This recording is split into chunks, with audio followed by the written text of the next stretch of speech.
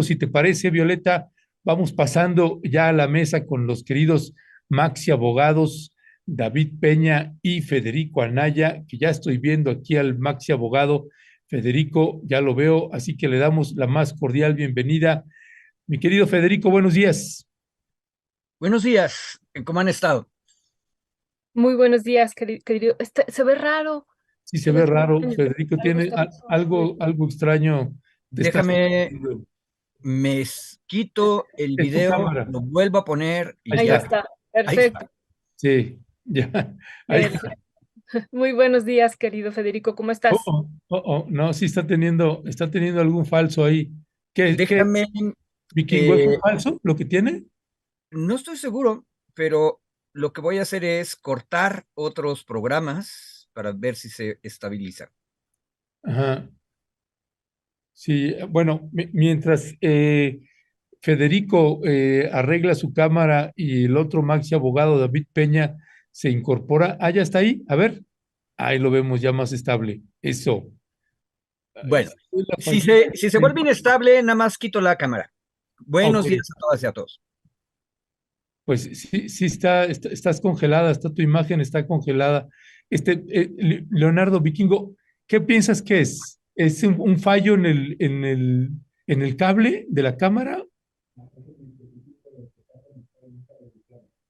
Ah, es que dice que en el dispositivo donde estás necesitas reiniciarlo. Dios, pero eso está medio complicado. ¿Te parece Sí. si mejor quito la cámara? Más Ok, fácil. ok, y ponemos ahí una imagen. Es que queríamos que Ricardo Rafael te viera, pero bueno, pues ni modos. No, no seas cruel, que el debate está bueno. No, bien interesante, ¿cómo no? Bien interesante. Además, bueno, pues le comento, ¿no? Federico Anaya, el querido Maxi abogado Federico Anaya, pues estamos publicando, como le decía hace un rato, un artículo de él que publica, tiene su artículo que publica los lunes en Rompeviento TV, que titula Nacionalización o no nacionalización. Y esto se abre a un debate, se abrió un debate que pues inició primero con un comentario de nuestra querida Potem Kim, donde le agradece a un artículo que publica Ricardo Rafael en el diario Milenio, donde hace una crítica furtiva al presidente Andrés Manuel López Obrador a propósito del anuncio y cómo lo anunció en la compra, cómo el presidente anunció la compra de las 13 plantas a Iberdrola. Es decir, el 80% de las plantas que tenía en el país, pues vendió el 80% y se quedó solamente con el 20% aproximadamente. El presidente hace una serie de comentarios que voy a dejar a Federico que lo platique más a detalle, pero pues a propósito que hemos estado bien metidos en este tema también aquí en Rompeviento TV, en Pie de Página, en Momentum, y aquí Violeta y yo que también nos metimos al tema y además aprovechando que Violeta es economista, pues hay otro mundo es posible, y es el mundo del mercado financiero. Y por ahí se abrieron ahí una serie de razonamientos bien interesantes que ahorita el maxi abogado Federico va a detallar y Violeta estará complementando, yo también, y ahorita que se incorpore el maxi abogado David Peña. Adelante, Federico.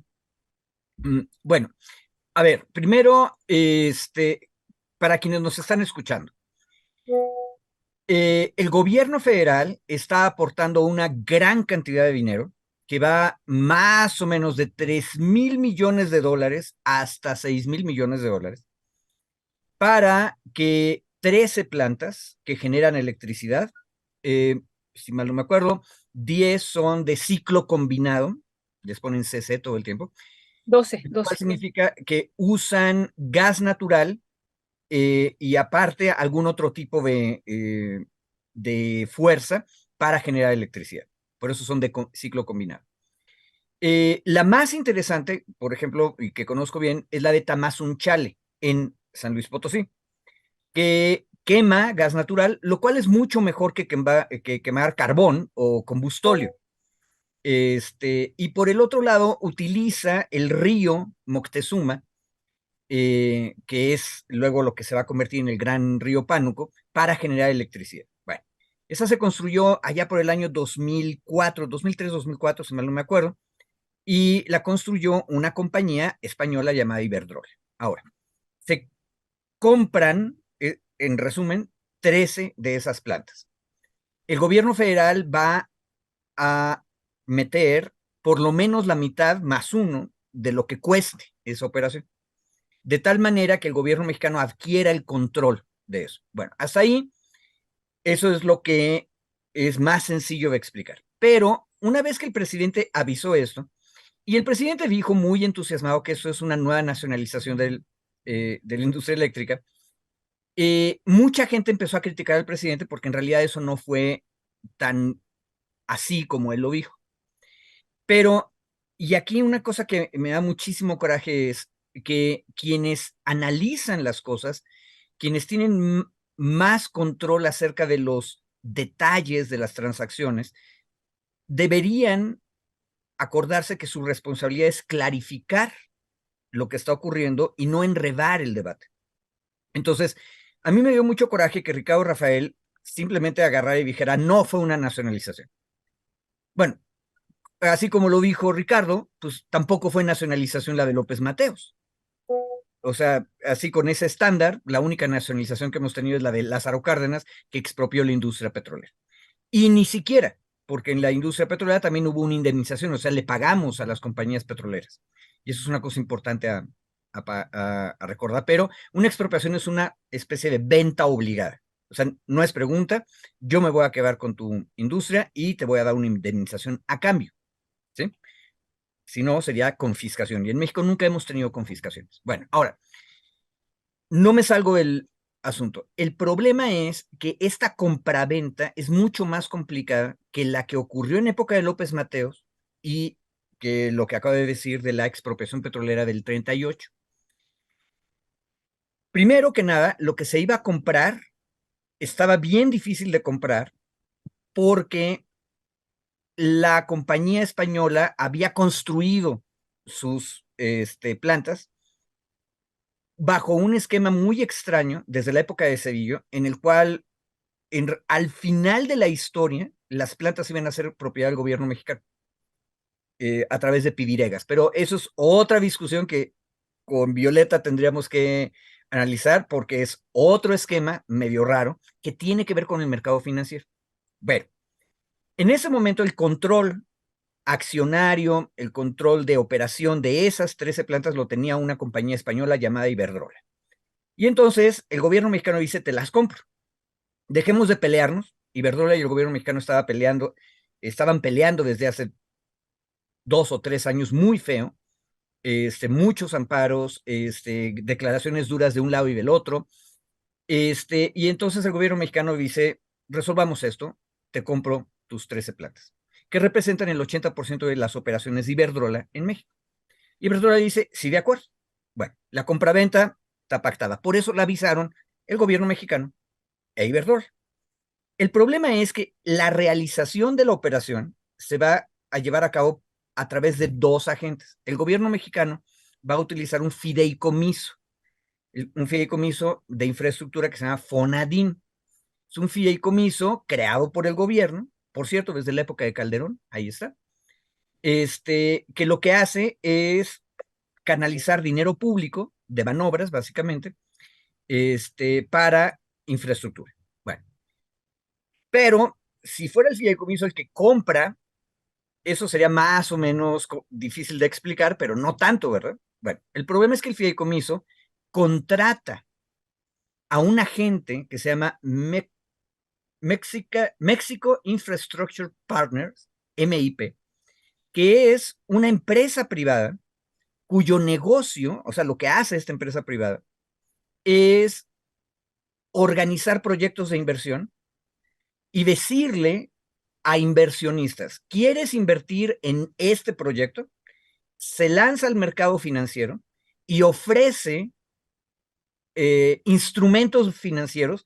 Ahí es Violeta la que nos tiene que explicar. Es algo como ofrecer acciones en la bolsa, pero es más complicado porque los vehículos financieros o los instrumentos tienen nombres muy raros, a veces se llaman fibras, a veces se llaman CKDs, y otras cosas que nuestra imaginación se va a quedar corta.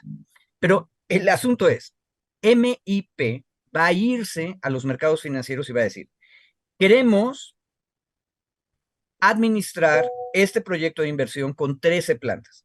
El gobierno mexicano ya puso 3,000 millones de dólares y lo que queremos es conseguir otros 3,000 millones de dólares para que el proyecto completo se financie. Y de ahí es de donde sale la compraventa. Eso es un proyecto con un tiempo determinado, de mediano plazo, en el cual esta empresa que contrata, al parecer, el fideicomiso, Fonadín, que es público, contrata a MIP para que administre ese proyecto de inversión. Entonces, como hay dos escalones separados del gobierno federal, la gente no entiende. Y ahí, con eso termino, es mi otro enojo con el argumento de Ricardo Rafael. Ricardo Rafael ha salido en Twitter y en videos, tiktokero casi, a decir que el problema es que nos mintieron porque quien está comprando es un privado. Si vuelven a ver el video de lo que acabo de explicar, eso no es cierto. El privado involucrado es un agente contratado por un fideicomiso del gobierno mexicano para realizar una operación. Y ojo, y la operación es muy inteligente porque, en mi opinión, la verdad es que pagar 6,000 millones de dólares por eso, me hubiera dolido el codo. Y yo asumo que el presidente, que también es bien norteño en eso, le hubiera dolido el codo. Entonces, ¿qué es lo que hace? Pone la mitad más uno del asunto para controlar el proyecto y lo otro se va al mercado financiero para que se invierta. Ojo, MIP no hubiera ofrecido sus servicios para esto si no fuera un buen negocio, pero no sabemos, hay que esperar, vamos a ver cómo se venden los instrumentos financieros, las acciones de este proyecto en el mercado financiero. Y también otra cosa que no se ha explicado, pero capaz de que ahorita ya tiene los datos, o no sé, hay que seguir trabajando, es en qué mercado financiero vamos a ir a buscar esos otros dineros. ¿Va a ser nada más en la Bolsa Mexicana de Valores? MIP suele trabajar con la Bolsa Mexicana de Valores, pero también en otras bolsas. Entonces, vamos a ir a buscar los otros 3,000 millones en otro lado o nada más en México. Y ahora sí, prometo que concluyo, es una idea que se nos ocurrió a Violeta y a mí durante el fin de semana. Si podemos, o sea, la pregunta es, ¿podemos las ciudadanas y los ciudadanos ir a comprar alguna de estas CDKs, acciones, fibras, lo que sean? ¿Dónde hay que ir a comprarlas? Porque ahora sí, yo no tengo gallinas, pero podría vender uno de mis dos gatos, junto el dinero y voy y compro una acción para colaborar, como en aquella expropiación petrolera, a la compra de estas 13 plantas. Te va a llover ahorita de la protección de animales, te van a empezar a tirar Maxi Abogado, ni modo. No, el gato no, por favor. Otra cosa, pero el gatito no. No, Federico, qué interesante realmente el trabajo que estás presentando y este análisis que estás haciendo, muy, muy interesante. Y bueno, ya está con nosotros David. Muy buenos días, querido David. No estabas hace ratito, así es que te damos la bienvenida con este tema que ha pues despertado, sí, pues mucho, mucho interés y que vimos también durante la semana pasada y el fin de semana que fue pues tendencia y que se estuvo pues discutiendo mucho en torno a esto que ya también platicábamos aquí, si había una nacionalización o no, si se estaba comprando chatarra y si realmente lo que estaba haciendo México era endeudarse en un momento donde las tasas de interés estaban altísimas y van a subir el próximo mes un poco más. Eso es lo que pensamos a partir de la junta que va a tener el Banco de México, pero no solo eso, sino que realmente Iberdrola era quien se estaba deshaciendo de las plantas, o sea, toda esta discusión y además se agrega esto que está diciendo Federico, que a mí me parece el tema central, o sea, Federico está poniendo ahí el dedo en la llaga de lo que es el mundo financiero, porque desde nuestra perspectiva, desde el primer día leímos aquí el comunicado de Hacienda y era muy claro desde nuestra lógica, pero después ya platicando, pues entendimos y sabemos, ¿no? Porque así nos ocurre, a todos nos ocurre así, estamos muy lejos del sistema financiero y desde nuestra perspectiva, pero tú ya nos dirás ahorita, David, eso es lo que está ocurriendo, porque Hacienda fue clara, pero con esta lejanía que tenemos los mexicanos, insistimos, de este mundo, pues nos cuesta trabajo. Hacienda fue muy clara, dijo, Iberdrola, las 13 plantas, se van a comprar con dos, digamos, columnas. Una, lo que es la banca de desarrollo, y dos, estos vehículos de inversión. Y quien lo va a administrar es MIP. Así de claro, e incluso le acabo de mandar ahorita a Ernesto el extracto que ya lo habíamos presentado aquí la semana pasada. Y entonces viene desde nuestra perspectiva toda esta, alguna, ya nos dirás ahorita tú, David, confusión, alguna que podría ser intencional y otra una verdadera confusión. Y nada más damos los datos a la audiencia: el 1% de los mexicanos de la población económicamente activa son los que invierten en estos mercados financieros y son los que pues entenderían un poco más el funcionamiento de pues de este sistema financiero. Esto quiere decir que 35 de cada 10,000 personas en nuestro país son las que están metidas en esto, según Flink, y bueno, pues esto nos deja muy, muy lejanos de Estados Unidos, que pues el 58% de la población económicamente activa está metida en este mundo financiero, y a mí se me hace, David, ¿tú qué opinas? Que desde ahí el gobierno federal podría explicar y podría incluso hacer más cercano esto. Decía ahorita Federico, cómo nosotros los ciudadanos podemos invertir en esto. Bueno, pues estamos muy lejanos, pero bueno, las casas de bolsa, que también poco conocemos en nuestro país por nuestra situación económica que hemos vivido, pero bueno, las casas de bolsa también ya estamos en pláticas con personas de la bolsa, a ver si nos pueden incluso acudir aquí, pero desde 100 pesos, ¿no? Se pueden comprar acciones, y no solamente acciones, sino otros instrumentos financieros que están aquí imbricados en este asunto. Querido David, perdón por extenderme tanto, pero bueno, nada más era parte de la contextualización. Gracias, Violeta. Ernesto, Federico, saludos. Una disculpa por el retraso de estos minutos. Yo me incluyo, mi querida Violeta, en ese 1% que no tiene ni conocimiento, ni acceso, ni capacidad para los mercados financieros. Escuché una buena parte de la clase que nos aventó Federico, de su artículo, de lo que han estado ustedes discutiendo. Yo, en verdad, no acabo de entender tampoco, digamos, en términos económicos, cómo va a ser esta transacción, pero más allá, yo más bien dejaría que ustedes, que son los especialistas en materia económica, lo puedan disertar aquí en este espacio. Y a mí sí me gustaría hacer un par de comentarios sobre el tema político, o lo que implica esto en términos políticos. Insisto, sin darle la vuelta al tema, siguiendo con el mismo tema, pero más bien lo que ha implicado, lo que implicaría en términos políticos. Yo creo que, a ver, primero, es una forma en la que el presidente y la Comisión Federal de Electricidad logran, digamos, recuperar o capturar esta otra parte del mercado de la generación de energía eléctrica que les hacía falta para convertirse en los principales generadores del mercado. Ahora con esta, digamos, con la compra que están haciendo de las plantas, la capacidad de generación de energía eléctrica que se tiene recuperaría o tendría en general la Comisión Federal de Electricidad el 55, más o menos las estimaciones son el 55% de la capacidad de generación de energía eléctrica a nivel nacional, lo que la convierte en, por la propia porcentaje, en el principal generador de energía eléctrica a nivel nacional. Recordemos que esa era la propuesta o el núcleo central de la propuesta de reforma constitucional en materia eléctrica, en materia energética, del año pasado, que no, ahora sí que no pasó la reforma, era justo cómo cambiar las reglas del mercado para recuperar la capacidad, digamos, la potencia que tenía Comisión Federal de Electricidad para ser el primer productor de energía eléctrica a nivel nacional y no depender de estas distintas modalidades de producción independiente de generación de energía eléctrica que se han venido desarrollando a lo largo del país. Y para esa lógica entiendo yo que ese es un primer punto, es decir, uno de los objetivos de la reforma eléctrica, de la reforma energética del año pasado, que era recuperar digamos, ser el primer lugar en la producción nacional, hoy lo logran con esta compra, con la adquisición de estas plantas. Ese es el primer punto. El segundo punto, que no me parece menor, es estuvieron desde el 2000, las modificaciones a las reglas de la Ley General de la Ley de la Industria Eléctrica fueron promovidas desde 2020.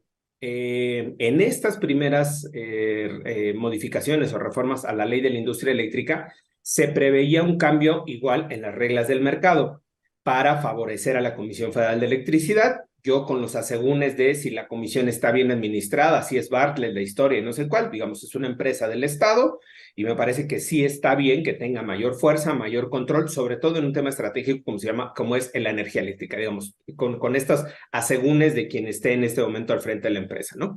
Entonces se hace esta reforma a la ley de la industria eléctrica, se va a una lluvia de amparos a lo largo de 2020 y 2021, y en 2021 es que se propone esta reforma constitucional que en 2022 se para. ¿Cuál es, digamos, la lógica de toda esta cadena, de esta novela que aparentemente llega a un punto no conclusivo, pero ya un punto más hacia el final con esta adquisición de Iberdrola de las plantas? Es que primero se buscó por vía de la ley hacer un cambio en las reglas de distribución, de generación, perdón, en las prioridades de generación y la subida al sistema de transmisión eléctrica nacional. No se logró, se ampararon y se paró, se intentó una reforma constitucional, no se logró tampoco, la bajaron también, en buena medida por intereses de la propia Iberdrola. Y el siguiente paso, después de que no se dio la reforma constitucional, lo que hizo el gobierno federal fue a través de la Comisión Reguladora de Energía, fue empezarle a hacer manita de puerco, digamos, a Iberdrola. Permisos que tenía que ir renovando, diferentes permisos, no solo en estas plantas, sino en muchos de los negocios que tiene Iberdrola en México, se los fue negando. Se los fue negando bajo esta lógica de, y te buscamos, o sea, quisimos llegar a un acuerdo, quisimos modificar la ley, me moviste, cabildeaste y la paraste, entonces ahora te voy a parar, no te voy a estar dando los permisos para que tú valores cuál va a ser la dinámica en la que nos vamos a relacionar.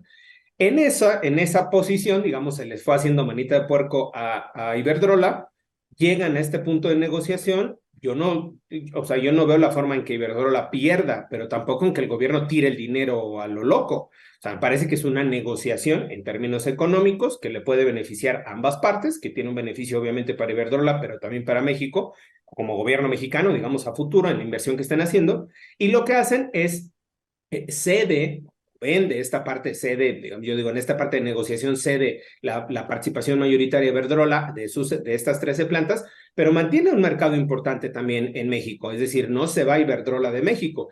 Entiendo yo que parte de esa negociación, y con eso concluyo, entiendo yo que parte de esa negociación en la cesión de esas 13 plantas, o en la posibilidad de no ser el accionista mayoritario o el controlador mayoritario de esas 13 plantas, implicaría también una nueva relación con el gobierno que facilitaría que los permisos que habían estado bloqueando durante prácticamente 2 años a Iberdrola, 1 año y 8 meses, pues empiecen a fluir por parte del gobierno federal en esta nueva redimensión política que se tendría con Iberdrola. Entonces cerraría a mí me parece que es una jugada estratégica, es una jugada bien planteada, insisto, no puedo hacer el análisis en términos económicos, pero en términos políticos es bien planteado, recupera el mercado, recupera la prioridad del mercado de generación la Comisión Federal de Electricidad, recupera ahora una nueva relación con Iberdrola porque ya serán socias y socios en algunas empresas, en algunas plantas, y además no ahuyenta la inversión completamente de Iberdrola, sino que se mantiene Iberdrola como gran inversor en México, porque además tiene miles de millones en negocios, no se va a ir, pero yo creo que fue una carambola de varias bandas que hasta el momento, con la información que tenemos, pues le salió bien al gobierno. Y el último comentario es, yo creo que vuelve de nueva cuenta a hacer falta más información por parte del gobierno, mejor información mucho más clara, se van a un tema del discurso político, de la nacionalización, está muy bien en términos discursivos, pero parece que haría falta, o hace falta, no haría, hace falta más información con estos detalles, con estos datos, que además es una cosa de transparencia, que es una obligación, y que ayudaría mucho a personas lerdas como el suscrito a entender un poco más de estas transacciones financieras. Sabemos leerlos, mi querido David Peña. Y Federico, si me permites, me gustaría pedirle a Violeta que esta parte de los vehículos de inversión o estos vehículos de inversión nacional, que me parece, porque yo le confieso, yo me senté con Violeta para decirle, oye, a ver, esta parte yo no la entiendo, explícamela, porque aquí hay mecanismos que no están en nuestro código, ¿no? Y hablando pues precisamente, y menos de estos vehículos nacionales de inversión y este esquema que presenta la Secretaría de Hacienda Crédito Público, pues me parece interesante, ya medio le entendí, pero creo que ahorita que escuchaba a Federico, me parece que Violeta, en esta parte de estos mercados, de este mundo del mercado financiero, que ciertamente, como comentaban ahorita, pues ese es un mundo raro porque no lo conocemos y que estos mecanismos de estas dos vías de la banca de desarrollo y el Fonadín y estas bifurcaciones que se tienen con el Fonadín a través de estas fibras, que me parece que eso es lo que no está estando claro, porque, por ejemplo, el aeropuerto que pretendía construir Peña Nieto, pues era también a través de estas fibras y pues ahí no vimos que dijeran nada. Yo nada más quiero añadir, antes de pasarle la palabra a Violeta, es en el término, porque estuve escuchando también el audio y leyendo el texto de Ricardo Rafael, y entonces se habla, bueno, sí sabía o sí sabe y hay una mala intención o no de su parte, desde mi punto de vista muy personal, yo tengo una buena impresión de Ricardo Rafael, lo respeto, tengo muchas diferencias con él, a veces en varios análisis tengo muchas diferencias, pero me parece que es un tipo que comúnmente intenta argumentar, estructura, es alguien con quien se puede debatir y dialogar con respeto. Así que tengo la impresión, ayer, lo comenté, no ayer, el viernes pasado, que tenía la impresión que era una de dos, o sí le ganó ya el enojo que tiene con el presidente Andrés Manuel López Obrador por también un caso personal que tiene él de espionaje y otras cosas que pudiera haber ahí, no sé si son diferencias personales y de pronto le está ganando el estómago, porque sí, yo que no necesariamente tengo un amplio conocimiento en materia de economía, sí podía ver que se había equivocado ya en varios puntos ahí y me sorprendía. Y por eso decía, bueno, pues o le está ganando el estómago o simple y llanamente es una falta de conocimiento en lo que toca a estos mercados financieros y cómo funciona.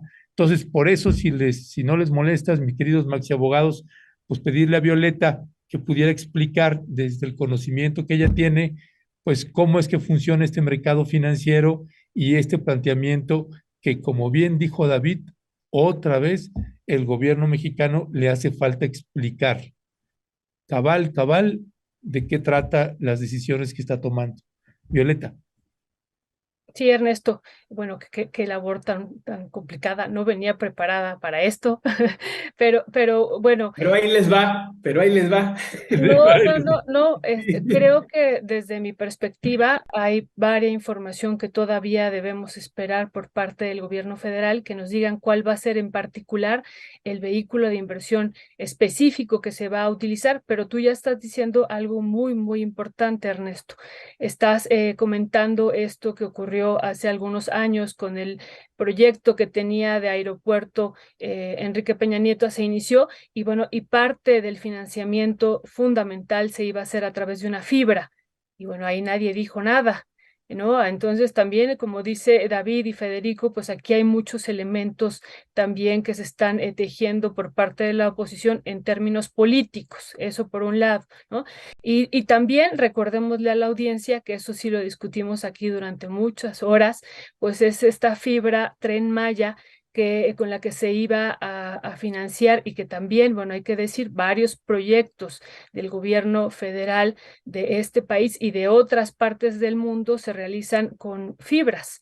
Pero bueno, aquí nos estamos adelantando porque no sabemos si va a ser una fibra o si va a ser un CADE, como ya decía ahorita también Federico, un certificado de capital de desarrollo, o qué va a ser, qué instrumento financiero va a ser, ¿no? Que hay que Perdón, ¿qué comentarle. significa fibra? ¿O qué es nada más para entenderle? Sí, es un fideicomiso de bienes raíces que está ligado a la parte de la infraestructura, Ya, ¿no? gracias, Este gracias. es Nada más ajá. para seguirte Sí, la línea. sí, también le acabo de compartir a Ernesto una página del propio gobierno federal donde hace la explicación de qué son las fibras, pero otra vez me regreso, y ahorita podemos entrar a eso. No sabemos, no sabemos qué vehículo, esta es una posibilidad de estos vehículos financieros con los que se va pues a financiar las 13 refinerías. Ya Ernesto estaba compartiendo aquí y la producción lo que dijo Hacienda, que es ahí donde me parece que nos tenemos que detener. La adquisición se realizará a través de un vehículo de inversión nacional, que eso es por un lado, y por otra, al final vemos la banca de desarrollo. Esas serían, platicábamos incluso con Federico, las dos formas de financiarse. Eso no es nada nuevo, eso pues se ha hecho, incluso decíamos, fuera del ámbito gubernamental, pues es una forma como se ha financiado históricamente pues las diferentes empresas. Incluso decimos, comentábamos con él que pues Karl Marx hace 2 siglos planteó en el tomo 3 cómo el mundo, pues ya el mundo de las mercancías y el mundo empresarial, aunque ustedes me van a decir aquí no es el mundo empresarial, pero ahorita vamos a eso, pues finalmente se financian de los circuitos financieros, de los mercados financieros a través del mercado de capitales con acciones. Es como se financian pues estas empresas, estas grandes empresas. Aquí lo que está diciendo Hacienda es que el gobierno, como lo ha hecho, por eso decíamos, pues desde hace mucho, ¿no? Va a recurrir al sistema financiero para financiar una parte de la compra de estas 13 plantas. Otra la va a hacer a través de la banca de desarrollo. Eso es lo que tenemos muy claro. Ahora decíamos, pues, ¿qué instrumentos financieros, pues, pueden ser estos instrumentos que ya decía Federico, estas fibras que, insistimos otra vez, se han utilizado y se utilizan por parte del gobierno federal para financiar varios proyectos de infraestructura de este país, ¿no? Se acude al mercado financiero, el gobierno acude al sistema financiero y bueno, nosotros, los mortales, que eso es lo interesante que decía Federico, que estamos muy lejanos de este sistema financiero. Decíamos que solo el 1% de la población de este país tiene, de la población económicamente activa, no de la general, pues tiene alguna liga con el mundo financiero, que decíamos 35 de cada 10,000, ¿no? Que es una cifra muy, muy baja, y por eso decíamos la confusión.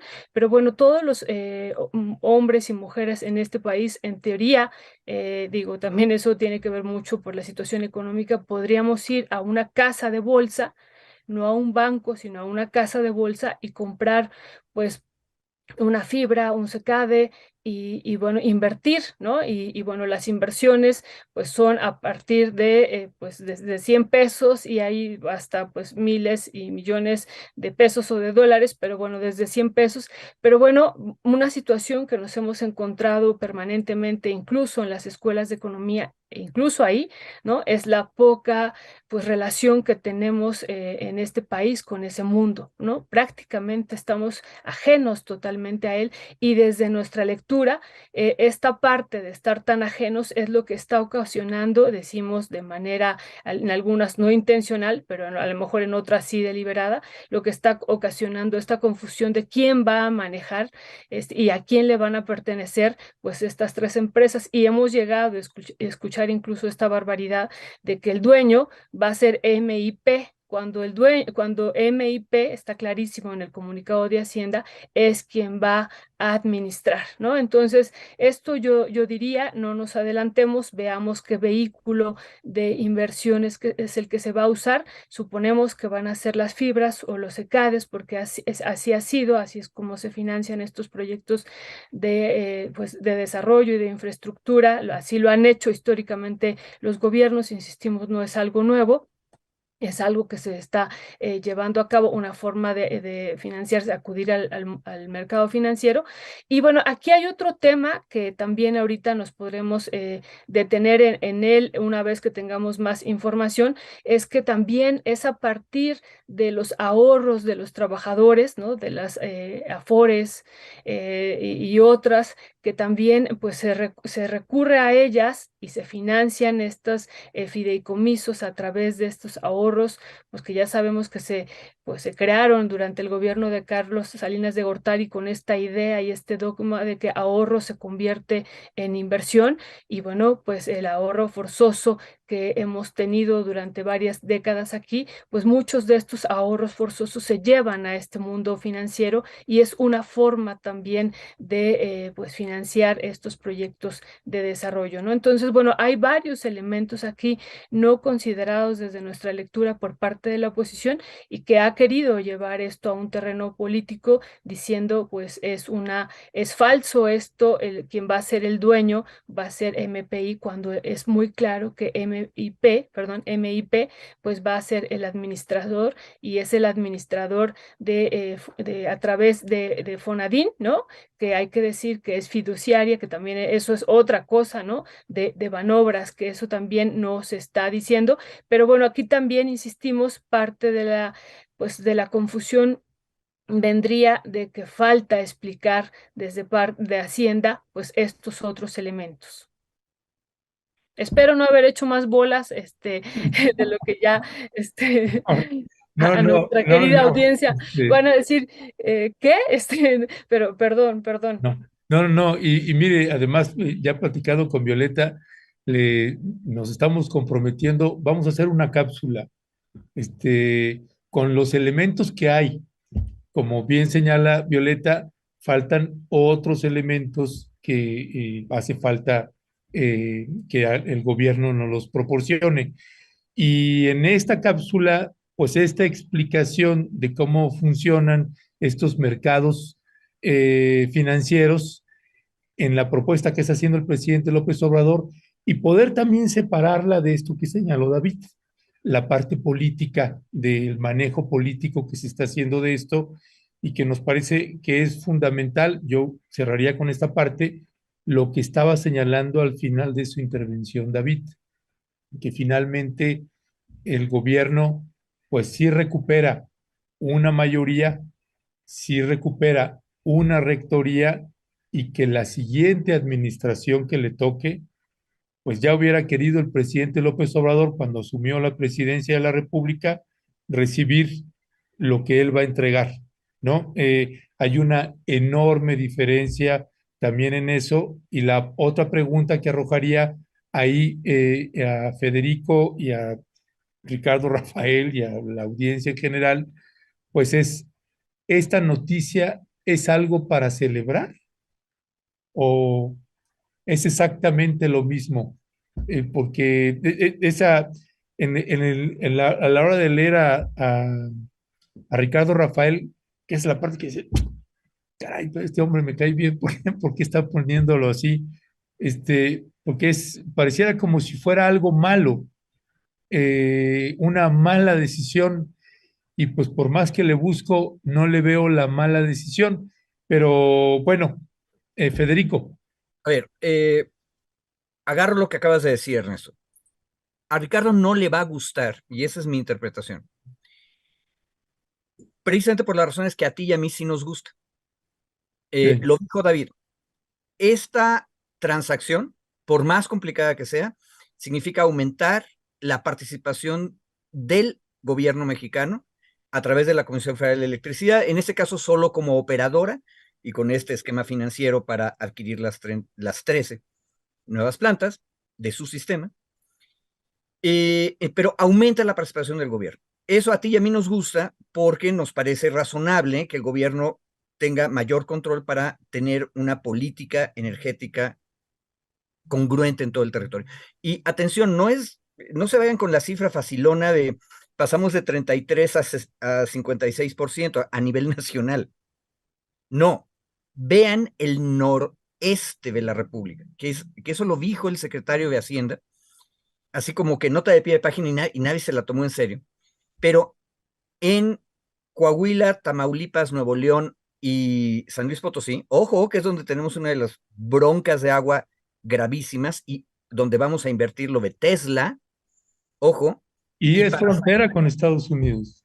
exacto, y ojo, y a uno se le olvida, ¿y qué tiene que ver la luz con el agua?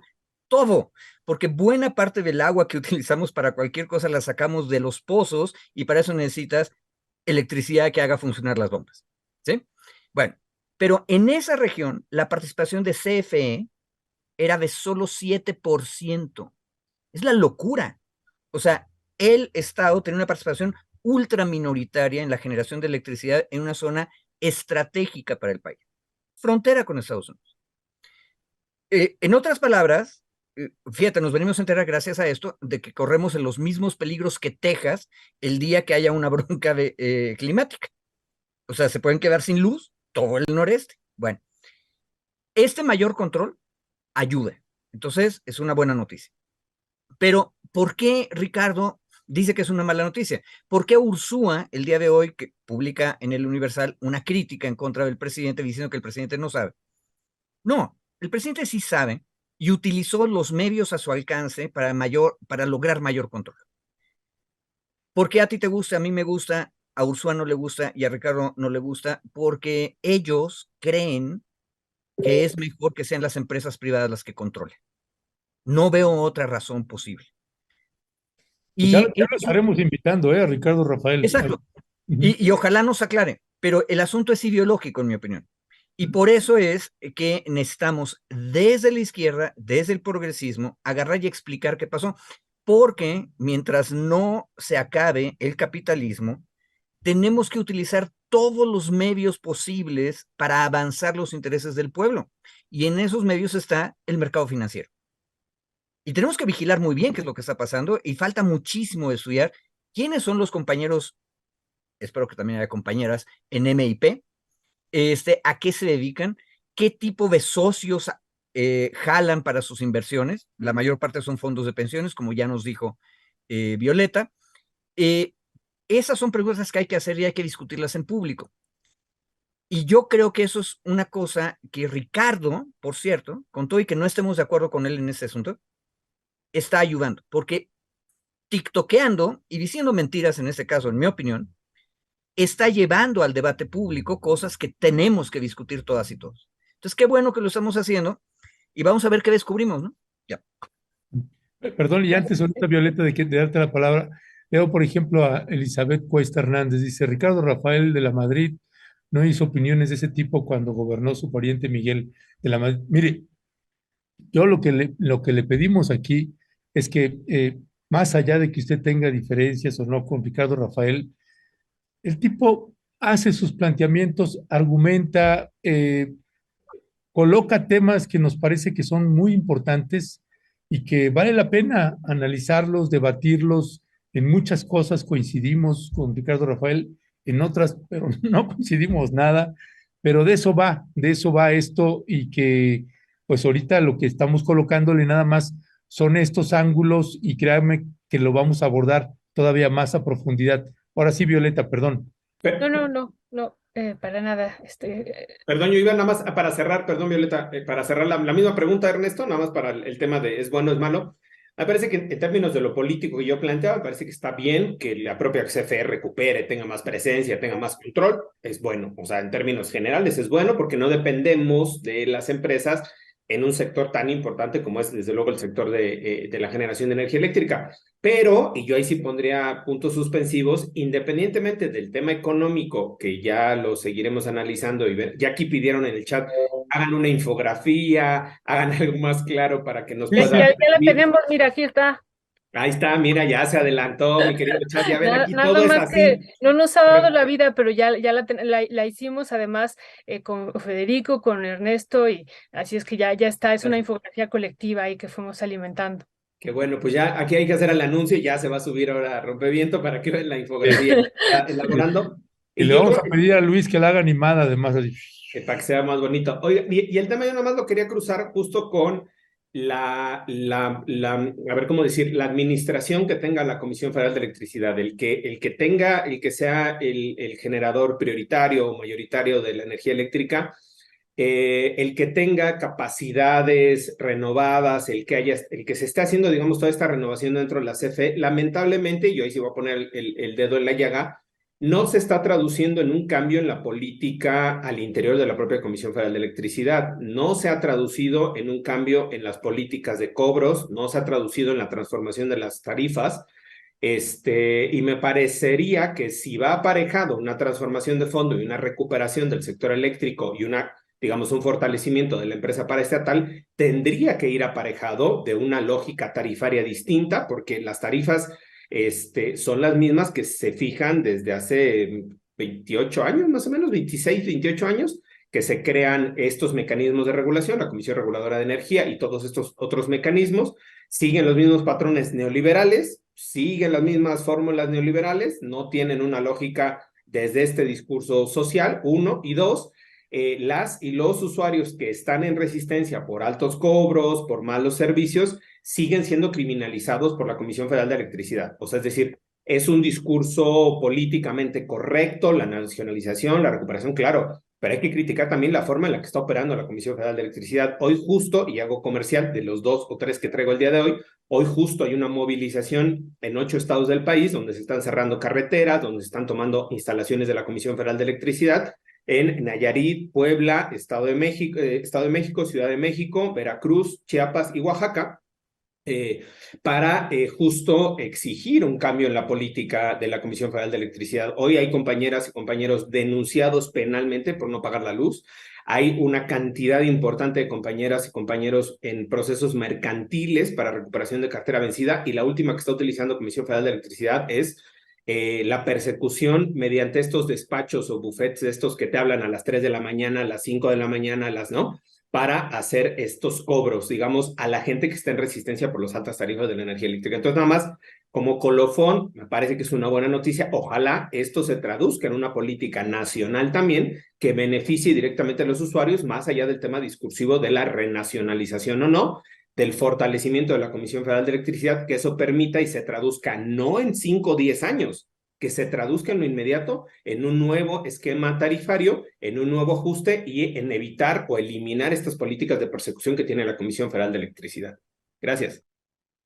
Muchas gracias, querido David. Pues sí, también ese es un tema muy, muy importante el que estás tocando, pero también creo que en el fondo, lo que hay aquí, pues es esto que ya ustedes estaban comentando, esta pues debate ideológico político entre Friedman y Keynes, ¿no?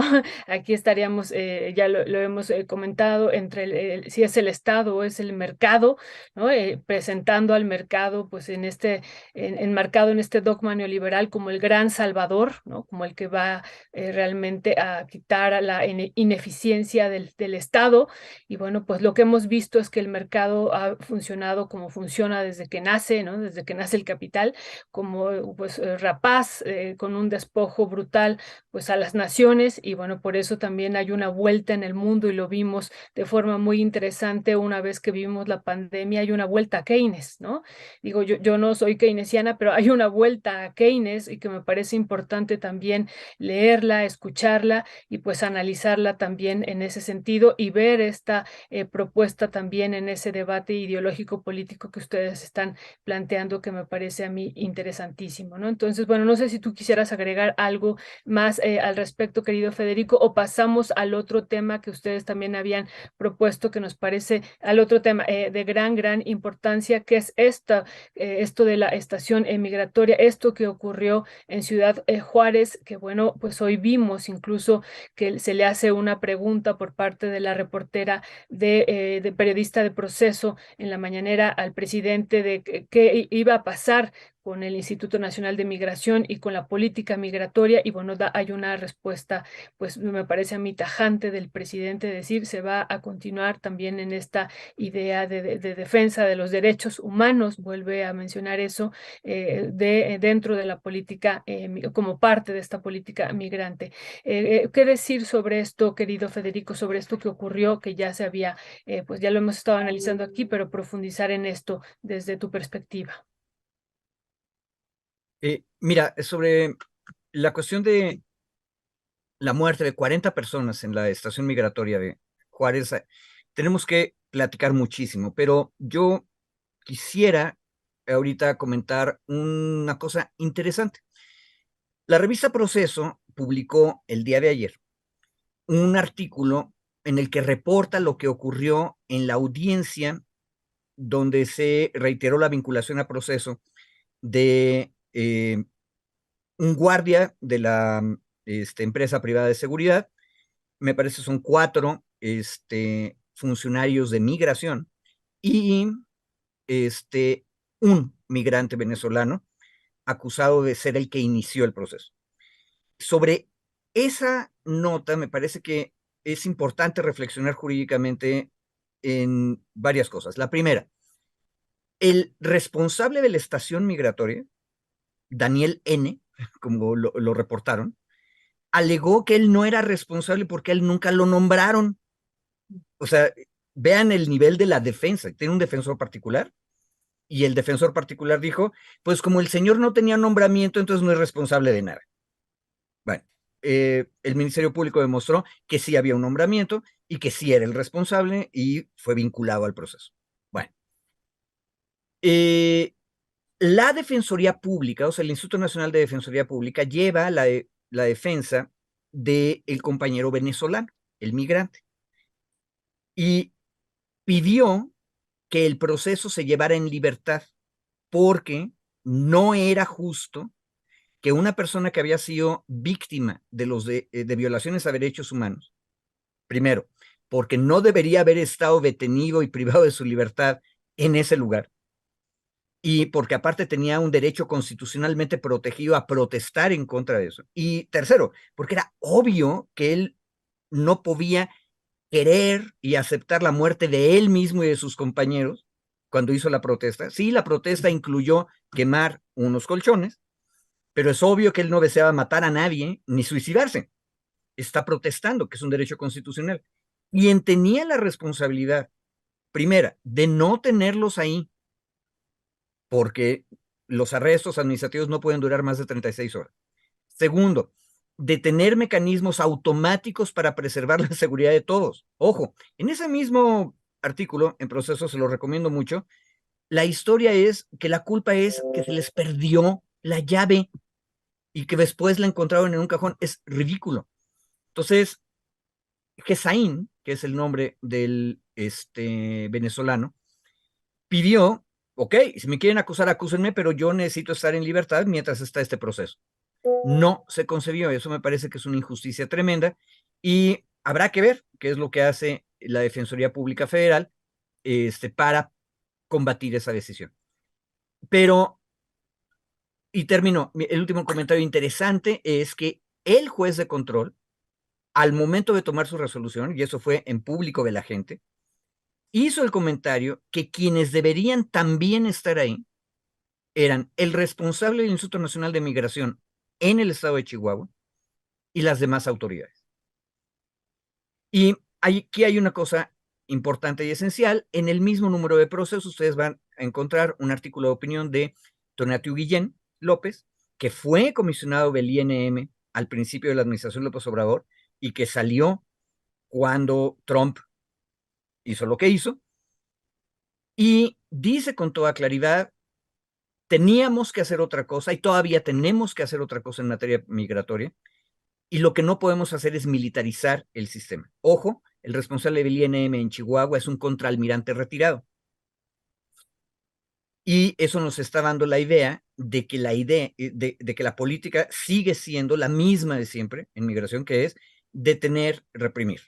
Ojo, en estaciones migratorias en donde la gente no debería pasar más de 36 horas, que son centros administrativos de detención. Y eso está en la Constitución desde hace décadas. Ya. Gracias, Federico. David, este fin de semana también estuvo en los medios de comunicación, primero que habían desaparecido 50 y tantos migrantes por San Luis Potosí, después se incrementó la cifra a 105 y después que ya aparecieron, es decir, una situación dramática. Todo esto también ahí en San Luis Potosí. Hubo una rayuela, me parece que fue el día de ayer o antier de la jornada, pues casi diciendo que desde lo que sucedió en la llamada estación migratoria o centro de detención de Ciudad Juárez, eh, pues decían, ¿y dónde está el piloto? ¿Dónde está Francisco Garduño, el titular del Instituto Nacional de Migración? Hoy al presidente le preguntaron también sobre este anuncio extraño que hizo ahí el padre Solalinde, que si bien yo debo decir que en lo que toca al contenido de una propuesta que me parece interesante y que ojalá se hiciera ahí una modificación verdaderamente importante en el Instituto Nacional de Migración, prácticamente por lo que planteaba Solalinde, casi resetear el Instituto Nacional de Migración y convertirlo en otra cosa. Pero eso, pues, sigue siendo una especulación y el presidente hoy, pues, tampoco habló claro sobre ese tema. En específico, sí dijo que hay un interés y que, pues, están viendo cosas, pero fue también un poco ambiguo al respecto. ¿Cuál es tu valoración de lo que está sucediendo también ya en el Instituto Nacional de Migración? ¿Podríamos hablar ya de una crisis que hay en el instituto y en la forma de operar y que quien está pagando de manera pues ya prácticamente dramática, no sé si podríamos decir una emergencia humanitaria migratoria por la situación que están viviendo los migrantes, David? Yo creo que el tema de la crisis migratoria en México la tenemos desde hace muchos años, lamentablemente, de hace décadas, yo diría. Particularmente en esta etapa, digamos, en este periodo, se empezó a gestar o se empezó a vivir en 2019, justo cuando se hace el anuncio de la primer gran caravana migrante, digamos, que venía de Centroamérica, en donde se establecen, digamos, un doble discurso o un discurso, sí, un doble discurso por parte del gobierno. Por un lado, se les invita a la caravana, a los migrantes les dice, son hermanos, vengan, serán bien recibidos en México, ¿no?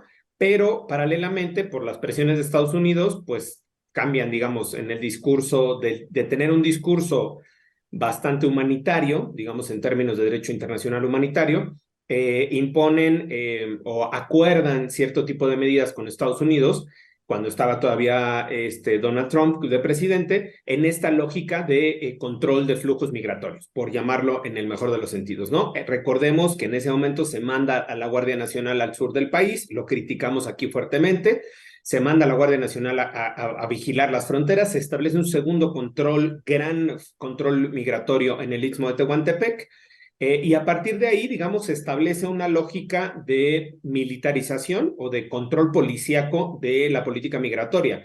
Es decir, se fija como objetivo no el garantizar el tránsito, la seguridad, alimentos, todo lo que implica el fenómeno migratorio, sino contenerla. Y contenerla bajo una lógica policíaca, detener, recluir para eventualmente deportar, en resumidas cuentas. Se colocó la necesidad, y hago, digamos, el recuento largo para ver por qué llegamos a este punto, a esta crisis que dices, mi querido Ernesto, se colocó como uno de los puntos importantes. En 2020, a raíz de este fenómeno, digamos, de exponenciación de la migración de Centroamérica hacia México en búsqueda de llegar a Estados Unidos, en 2019 y 2020, la Comisión Mexicana de Ayuda a Refugiados describió que se estaban saturando en las solicitudes de refugio, que necesitaban mayores recursos, que necesitaban mayor personal para tramitar este tema que se estaba en ese momento convirtiendo en un cuello de botella, en ese momento en un grave problema. Para el año 2022, la Comisión Mexicana de Ayuda a Refugiados estableció una proyección presupuestal de más o menos 124 millones de pesos que necesitaba para atender las demandas del refugio en México. El Congreso de la Unión y el Ejecutivo le asignaron 24 millones de esos 124 millones que había pedido, es decir, la quinta parte del presupuesto solicitado. Eso se traduce en una lentitud obvia, natural, humana de la tramitación de los procedimientos de refugio en México. Esto genera que haya un retraso, genera que haya literalmente campamentos ya de gente en condición de migración esperando a que se les resuelva sus procesos, y esto conlleva también a que los flujos migratorios, como venían en masa, digamos, se vuelvan a diversificar, se vuelvan a regresar por estos canales de tráfico ilegal, digamos, de traslado más bien ilegal de personas en condición de migración. Vuelven, digamos, nunca desaparecieron, pero se reactivan, digamos, estos canales de polleros y de coyotes para llevar, esas son expresiones, no son mías, son expresiones populares, para que no vayan a regañar en el chat, son expresiones populares para referenciar a las personas que trafican o que con las personas migrantes, ¿no? Entonces, todo esto sumado, todos estos factores, además de que las condiciones en los centros de detención de migración y en los centros de estadía o de residencia, digamos, de estadía de los centros que ya no son centros de detención, le cambian el nombre para darle la vuelta, un poco para evitar esta restricción que dice Federico muy bien y que atinó la Corte hace apenas 3, 4 semanas, en donde dijo cualquier forma de detención en términos de migración no puede exceder las 36 horas. Hay personas que llevan muchos días, por ejemplo, o semanas en las estaciones de Tapachula, en la estación Tapachula, que es grandísima, que está saturada también, entra la gente y sale literalmente. Está 1 o 2 semanas, vuelve a salir porque sigue esperando estas condiciones, estas visas, estos refugios. Haciendo este largo recuento, llegamos al punto de lo de Ciudad Juárez y lo vinculo con lo que pasó el fin de semana brevemente. En el caso de Ciudad Juárez, me parece que es inaceptable e inadmisible que pensemos que la responsabilidad se fije y se centre solamente en los 3 o 4 policías privados o de seguridad pública que estaban al frente de este centro migratorio, ¿no? De este albergue migratorio. Eventualmente de que se le pueda fincar responsabilidad al migrante, creo que es de nacionalidad venezolana, el que habría iniciado el fuego, por una responsabilidad que él tuvo, digamos, al haber iniciado el fuego, pero me parece indignante que no se eleve esta responsabilidad hacia las y los servidores públicos responsables, no solo el director, que ese sí está detenido, sino el responsable del tema migratorio en Ciudad Juárez y en Chihuahua, pero además al propio Garduño, el director del Instituto Nacional de Migración. Es inadmisible que, dada la crisis que estamos viviendo y los pésimos resultados que se están obteniendo, Garduño siga simplemente pues desaparecido. O sea, por ahí aparece en alguna conferencia, da una notita, da un comunicado, ¿no? No se asume la responsabilidad ni política. O sea, yo pensaría que sí es complicado imputarle una responsabilidad penal, que no me parece complicado, hay mecanismos para hacerlo. El Código Penal Federal te establece, y solo hago mención, ejercicio ilícito del servicio público. Una de las modalidades es el artículo 214, fracción sexta, quien teniendo la obligación por razones de empleo, cargo o comisión de custodiar, vigilar, proteger o dar seguridad a personas, lugares, instalaciones o objetos, incumpliendo su deber o de cualquier forma propicie daño a las personas, a los lugares, a las instalaciones o a los objetos, o pérdida o sustracción de los objetos, bla, bla, bla. Código Penal Federal, que se aplica a las personas, digamos, del cargo federal o de nivel federal, obviamente, incluyendo al Instituto Nacional de Migración. Esto es un delito. Me parece, y con eso cierro, lamentable que no se esté haciendo ni de la Fiscalía General de la República una investigación o una imputación contra estos servidores públicos en la cadena de mando. Por eso decía, la cadena de mando es importante analizarla, y que solamente se está centrando en estas personas como los únicos responsables de la gran tragedia que pasó en Ciudad Juárez. Y finalmente, lo último que pasó este fin de semana entre Guanajuato y San Luis Potosí, y una zona entre Guanajuato y San Luis Potosí, es que, y ahí las notas, mi querido Ernesto, eran: originalmente el 3 de abril habían desaparecido 23 personas en un trayecto entre San Felipe, Guanajuato, y Matehuala, en San Luis Potosí.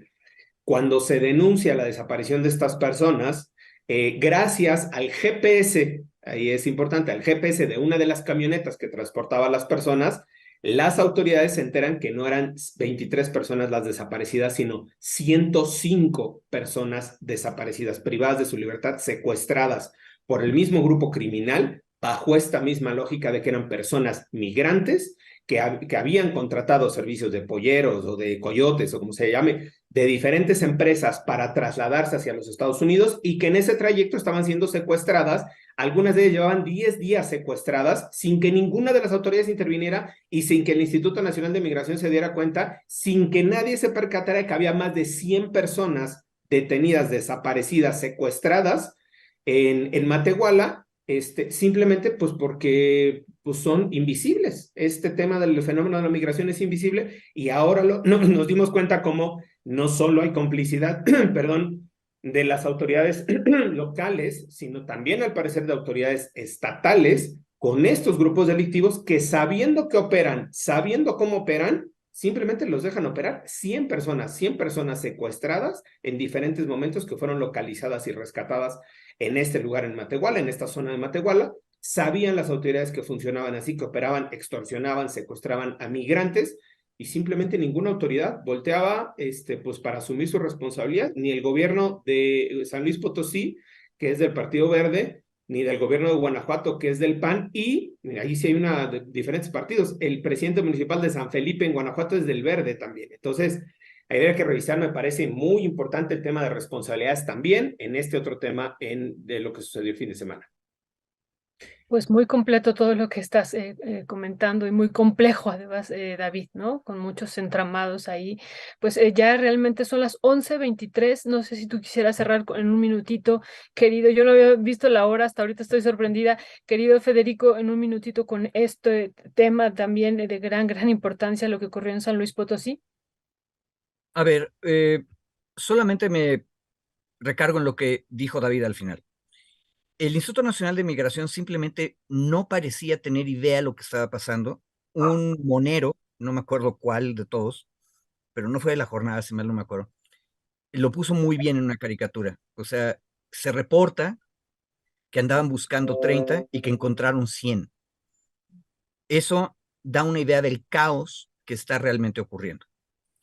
Y aquí yo solamente quiero recordar algo. No es que sea fácil administrar el flujo migratorio. Es un reto tremendamente grande. México nunca ha tenido recursos suficientes para tener un sistema migratorio razonable y el que tiene es persecutorio y pésimamente mal armado. Pero el asunto es, pareciera que no hemos hecho nada. En otras palabras, en 2019 todo el mundo se puso histérico porque Trump dijo que iba a cerrar la frontera financieramente o iba a hacer sanciones financieras. Va nuestro canciller, resuelve el asunto, se asume el control general de la política migratoria desde la Cancillería, que es una manera de arreglarlo, y a la mañana siguiente estamos en el año 2023 con este tipo de problemas. Entonces, más allá de que sí podría haber una responsabilidad penal, como dice David, lo cierto es que hay una responsabilidad política evidente. Y me parece que es un paso adelante que el juez de control en Ciudad Juárez haya dicho, aquí tendría que estar también imputado el coordinador del INM en el estado de Chihuahua, por lo menos. Lo dijo. Debería, en mi opinión, aunque no están de acuerdo los que están en el chat, debería haber dejado que el venezolano siguiera su proceso penal en libertad, porque tú no puedes volver a victimizar a la persona. O sea, lo tenían encerrado ilegalmente, ahora lo tienen encerrado legalmente. No, eso no se vale, hay otras maneras. Puede estar con su brazalete en Ciudad Juárez, no hay que salir de Ciudad Juárez, pero no puede hay que estar pendientes de esta tragedia, tratar de hilar mejor. Hay que estar pendientes, ojalá el gobierno confirme, para bien o para mal, lo que dijo Solalinde. Y pensemos el horror que significa, a ver, tener un mal gobierno es una cosa horrible. Tener un no gobierno es peor. Y en materia migratoria, que anden buscando a 30 secuestrados y descubran que había 100 personas privadas de su libertad, es un desastre. Significa que nadie tiene control de nada. No. Y eso es un pedacito ahí nada más. Imagínate si en el país de cómo los casos que luego hemos encontrado. En fin, mi querido Federico Anaya, David Peña, como siempre, muchísimas gracias, un gran placer. Y David, no sé si tienes ahí guardado ya para despedir uno o dos comentarios de la audiencia que luego te Como haces siempre. eso. No, Tiene el resumen. un comercial y un comentario. Un comercial es esta semana, el miércoles de esta semana, se da a conocer por la Corte Interamericana de Derechos Humanos la sentencia del caso de Daniel García y Reyes Alpizar contra México. Ya lo hemos hablado aquí varias veces, del cual formo parte de la defensa, del equipo de defensa legal. Se da a conocer a las 8 de la mañana y hay conferencia de prensa a las 12 del día en la Comisión de Derechos Humanos de la Ciudad de ¿Cuándo? México. ¿Cuándo? El miércoles, este miércoles 12. Ok. Se da a conocer ahí para que lo pongan en la agenda. Esperamos que la sentencia venga, obviamente, muy dura contra el Estado mexicano de nueva cuenta, y muy probablemente sea la sentencia que sí ya, digamos, dé como la estocada al tema de la prisión preventiva oficiosa. Esperemos que la Corte se aviente el gallo, ¿no? Y pueda dar la estocada a la prisión preventiva oficiosa. Es un anuncio que hay que estar pendientes, hay que ver cómo reacciona la Secretaría de Gobernación. Desde luego el presidente no le va a gustar nada la sentencia, saldrá ahí a cuestionar a la Corte Interamericana, pero bueno, es un tema que tenemos que tener en la agenda, que me parece es importante para poderlo estar comentando en estos días también. Y el otro es que, pues yo no sabía, pero dicen que es tu cumpleaños, mi querido Ernesto. No sé si aquí ya tenían festejo, anuncio, algo que alguien dijo y que ya regó el festejo, que porque alguien regó el tepache, pues yo no sabía tampoco. Me sumo a ese regadero de tepache, mi querido. Órale. Aprovechando el Gracias. espacio, muchísimas Felicidades. felicidades. Muchas Son felicidades. sus 16 años. Exactamente, ya tus chambelanas, tendrás tus chambelanas Sí ahora por los 15 fue, años, sí ¿no? fue. Y ya pronto nos veremos ya recuperadas para darnos el abrazo y echarnos unos mezcalitos. Muchísimas felicidades, mi querido Ernesto. Feliz cumpleaños, pásala bien. Gracias. Oye, ¿ya estás caminando con muletas o todavía no? Estoy en eso, apenas ya con muletas, empecé este fin de semana a caminar, ya poquito, despacito, Ay, qué pero bueno. ya Qué Dando bueno. tus no puedo primeros tomar mucho pasos, mezcal porque me ataranto. dando tus primeros pasos, David, entonces, después Literalmente, dando mis primeros pasos. Ahí voy, ahí voy. Órale. de Un tener abrazo, gracias. Gracias, un saludos a abrazo, todos. muchas gracias.